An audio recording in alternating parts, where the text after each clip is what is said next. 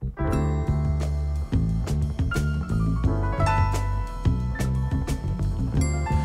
listening to Detroit Today on 101.9 WDET. I'm Stephen Henderson, and as always, thanks for tuning in. In just a couple of days, a lot of people in Southeast Michigan are going to gather around tables to break bread and have an in-depth conversation about the future of youth in our area. The On the Table event, led by the Community Foundation for Southeast Michigan in partnership with the Knight Foundation, is going to try to identify new thought and strategies about how the lives of young people can be improved. In essence, everything is on the table. Joining me now to talk about this event is Miriam Nolan, who is the president of the Community Foundation for Southeast Michigan. Miriam, welcome to Detroit Today. Thank you very much. Pleased to be here. Yeah. So I love this idea, and I love it right now, I think, especially because the idea of bringing people together to eat and talk. Boy, if we could just do more of that, we could probably solve not just the youth issue, but a lot of other things in our culture. That's exactly right. You've had a really serious conversation, good conversation on a horrific morning.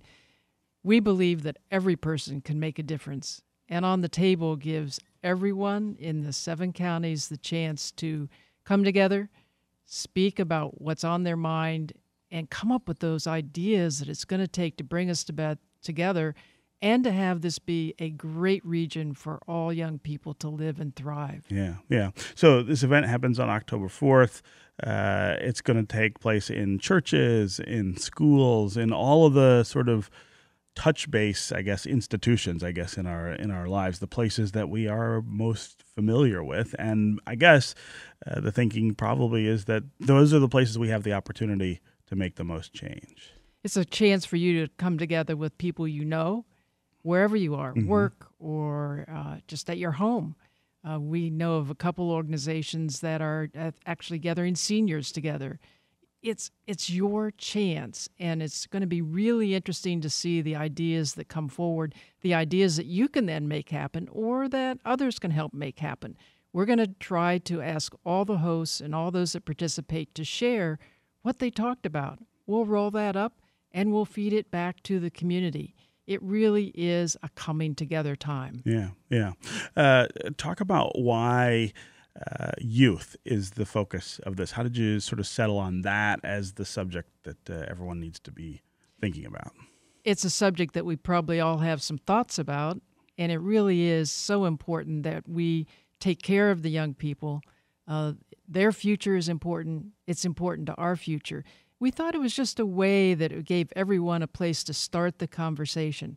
Who knows where the conversations will go, but there's a common theme here, investing in the lives of our young people. Yeah, and we're not doing so well with that here in Southeast Michigan. I know at the Community Foundation, you guys are really focused on a lot of different ways to try to improve the lives of young people, but we're behind other communities. Is that right?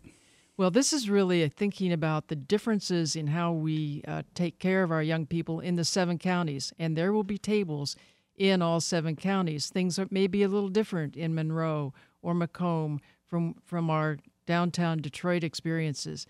But if you can cross those boundaries and find a way for people to talk across those boundaries or understand the differences and the similarities, then we can come together and move this community, move this region forward. Yeah. What's important here is that it empowers everyone to have a voice. Yeah. And this approach where everyone sort of sits and eats and talks in a place that's familiar, it seems like you could apply that to other things. Is that something that we're going to see in the future? Well, the Community Foundation has had 25 years experience in trying to help young people thrive. And I think we're reaching out because we might find a way to make some of these things happen, whether it's youth leadership, whether it's actually listening to what youth believe is important to them, whether it's their school or it's lack of sports activities. we've engaged in many different ways, and I think we're going to look for direction for the future. Yeah. The lack of sports opportunities is something that we talked about recently with you on the program. I would imagine, again, that this dovetails a little with this effort, the on the table effort, but I still am floored when I think about the numbers that you found in that study about how little activity young people in this region have access to. Well, they don't have access, and they also don't do it in their schools in the same way that you and I might have in the past. Kids also don't just get together and play. They don't walk across the street and play. Sometimes it's because it's not safe. Sometimes it's because they're on travel teams and they've been trying to become an expert in one sport. What we know is that the obesity epidemic that we have in this state and in this region can be greatly addressed by engaging more people in activities. They need to participate daily, or if not 3 times a week, in very fun but engaging sports activities, in school or out of school. Yeah. Can people still get involved with On the Table before October 4th?